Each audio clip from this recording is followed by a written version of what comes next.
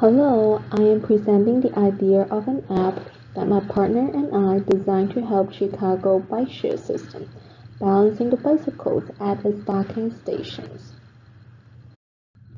As completing its protected bike lanes in spring 2017, Chicago became the first major U.S. city with a downtown network of protected bike lanes.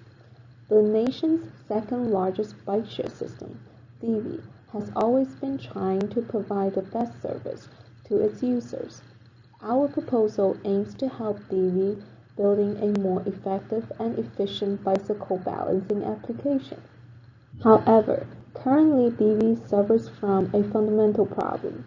Their docking stations around the city are often completely empty when users need to use bicycles or completely filled when users need to park their bikes.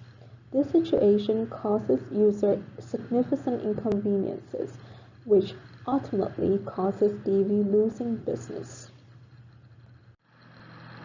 Our solution includes the following steps.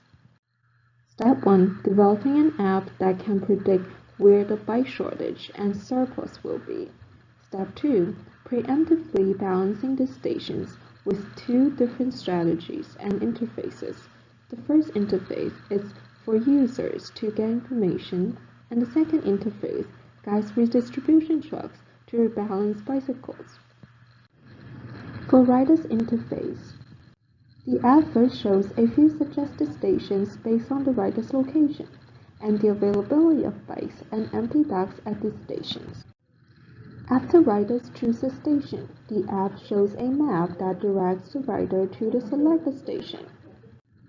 If a rider wants to check information about a specific station, he or she may click on its icon. The driver's interface is meant to be used by redistribution truck drivers.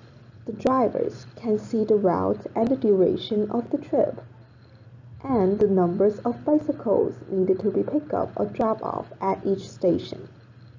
Our model will help to predict the number of bicycle departures at each station, which achieves preemptively rebalancing.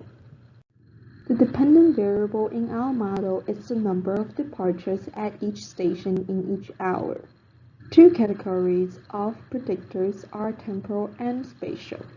We select predictors based on a series of assumptions. Based on three temporal assumptions, our predictors are days in a week, hours in a day, temperature, precipitation, and temporal lags. Similarly, we choose a few predictors regarding three different spatial assumptions. Our spatial predictors include the average distance to the 10 nearest docking station, bike lane density, number of bus stops within a certain distance, and spatial lag. Additionally, we use negative binomial regression to build our model. We predict departure counts for each station in an hour at May 14th and 15th. We first check the scatter plots of observed departures by predicted values and errors by predicted values. One indication of a good model is that dots spread evenly along the blue line. Another is that errors are close to zero.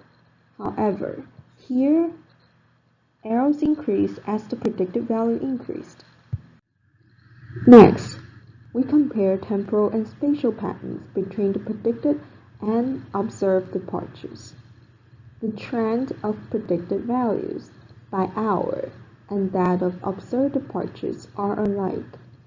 Also, the spatial distribution of predicted values is close to that of actual departures. However, difference between actual and predicted departures shows overprediction from our model. For comparison purpose, we set the number of departures at the same station and the same time in last week as the control group.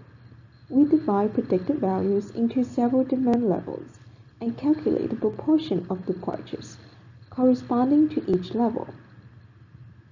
Our model correctly predicts more departures at higher demand levels and less of that at lower demand levels. Thank you for watching and happy biking with Davey.